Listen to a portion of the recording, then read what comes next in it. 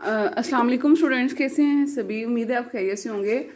तो एक हमारा सिलसिला चल रहा था कि तमाम जो अल्फ़ाबेट्स थे उनकी जो छोटी इश्काल थी हम उनको हरूफ के साथ जोड़े थे।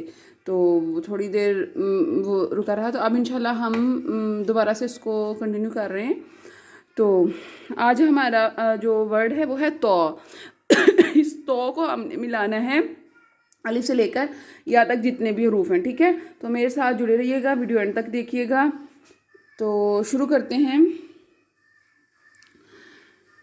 तो अलिफ तो। अब चूंकि तो की छोटी शक्ल जो है वो सेम ही रहती है, तो हमने तो अलिफ तो कर दिया। तो आगे थोड़ा सा हमने ये सोचा दे के आगे बा, तो ब, तब। साथ इनके साउंड्स भी आज हम प्रोनाउंस करते हैं। तो जीम तज, ता दाल तद, तो रे तर, तो सीन तस, तो सौद तस। ओके। तो तत, तो आइन ता,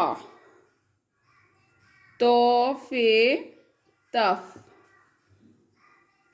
तो कॉफ, ये जो मोटे वाला काफ है, तो कॉफ तौक, तो कफ तक, तो लाम तल,